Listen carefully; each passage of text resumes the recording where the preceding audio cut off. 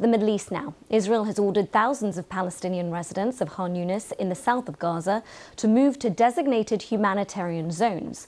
The order follows Saturday's Israeli airstrike on a school building in Gaza City, which the Israeli military says was a Hamas command center.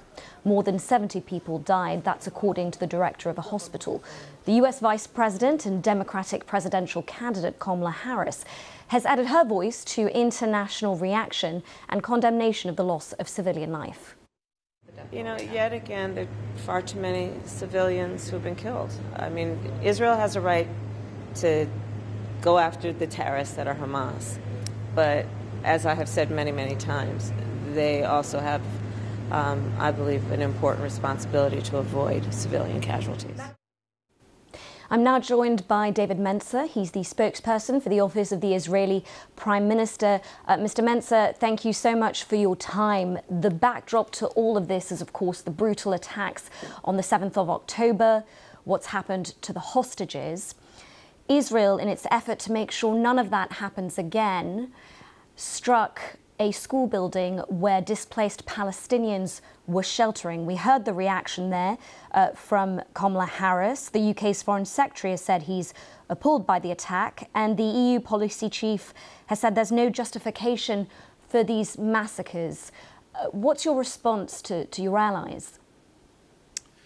So my response is that the Hamas murderer-in-chief, Yahya Sinwar, has said many times that Gazan deaths support his cause. So since the 7th of October, a massacre on my people, Hamas and Islamic Jihad terrorists have been systematically abusing ordinary Gazans to pursue their own deadly terrorist Jew-killing agenda. The massive terror tunnel network beneath hospitals, mosques, schools and UN facilities, twice the size of the London Underground, weapons storage and, of course, the imprisonment of our hostages, 115 Israelis, for 310 days now in Hamas' unimaginable cruelty. Look, the latest disgraceful act is for Hamas to abuse these sites, to turn them into terror military facilities. Over the last few weeks, our intelligence has been closely monitoring an active Hamas and Islamic Jihad military facility where 24 Hamas and Islamic Jihad militants were operating. We've released the names of these and the photos of these 19 terrorist killers that we targeted and eliminated at this compound. And we also published intelligence that an Islamic Jihad brigade commander was at this military facility. We received clear intelligence of the threat posed by these terrorists. So in accordance with international humanitarian law, we took all possible steps to mitigate the risks to civilians, including using aerial surveillance prior to the strike and selecting very precise munitions to avoid civilian casualties. So we did hit the compound. Mr. Mencer, does the Israeli government have its own death toll to share? So what I can tell you is that when we struck it, there were no women and children present. We've released the video of this fact. The compound is still indeed actually intact. There's no significant cratering or damage to the main structure. There is systematic abuse of schools for military activities by Hamas and Islamic Jihad.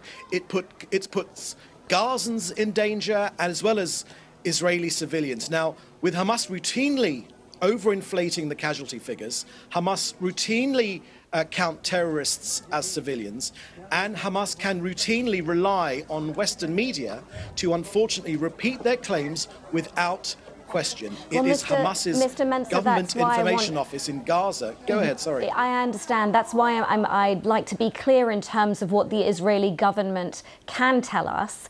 So according to you, their intelligence, your intelligence, said there were no women or children present. Was that intelligence verified after the fact? Is the Israeli government saying that no women or children were killed in this attack?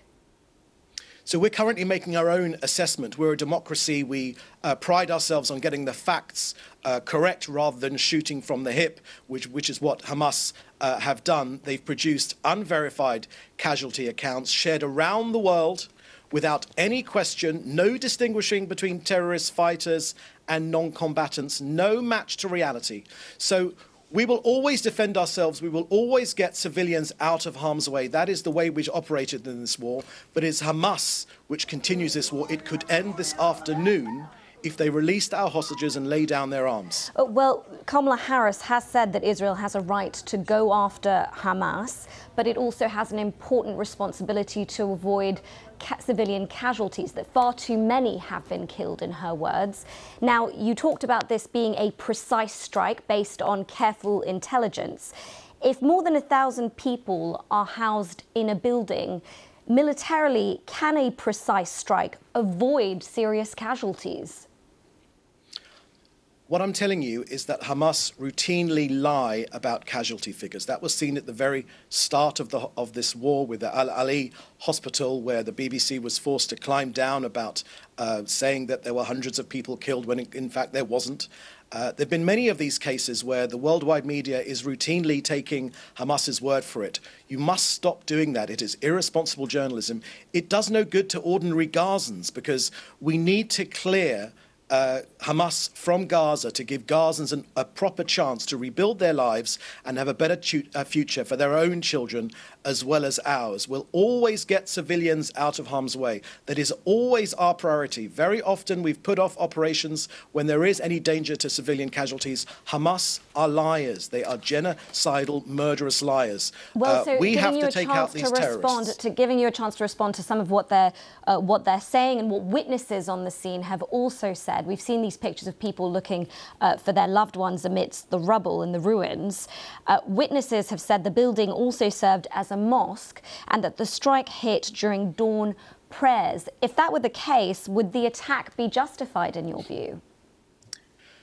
So almost no information comes out of Gaza without going through Hamas first. I think it's very, very important to that to recognise that point, and it's your responsibility to understand that. Now, these schools were used by terrorist organisations as hiding places for terrorist operatives and as command centres used to plan and execute attacks against Gazans and against Israelis as well. Now, prior to these strikes, we always take many, many steps to ensure that we mitigate any risk to harming civilians, including the use of intelligence and precise munitions, surveillance and additional intelligence. We're currently making our assessment. We're normally quite quick with our assessment within a couple of days, but we will produce the facts. And where there is an apology to make, we will make it. But in this case, this was in Hamas, an Islamic Jihad Center, and we have the pictures and the names and the dastardly deeds of these terrorist killers that we took out. And it's a better thing for the world that they are no longer amongst us. So we can wait to hear from the Israeli government when it comes to the death toll figures and any confirmation on which combatants would have been killed in this strike, is what I understand from you. Yeah. As a day, we've already released the names of the terrorist killers we went for. Yes. Exactly. All exactly. Right. But this... And before, apologies because we're running out of time, and I do want to give you a chance to answer this question. Of course, the ceasefire deal is something that several parties are hoping for. Egypt, one of the mediators involved in those talks, has said that these sorts of attacks show Israel's lack of political will to end the war. Is there not a risk that these attacks on these buildings, these crowded buildings, could jeopardize talks? So it's precisely the opposite of your proposition, Azadeh, because it's only when we put harsh military pressure against Hamas that they do come to the negotiating table. No one wants our hostages out more than Israel's people and Israel's government. They're an open wound in our society. 115 people, 310 days on. It's almost unimaginable, the cruelty which is going on right now. We want these people home right now. But again and again, it's Hamas which has been walking away from negotiations again and again. That's been underlined by Qatar, the US, Egypt as well. They always walk away. But the only thing that pushes their feet to the fire is when on this harsh military pressure. That's what works with Hamas. All right, David Mencer, thank you very much for your time. We do appreciate it. And as soon as we do have those figures from you, we will, of course, report them as well. Thank you.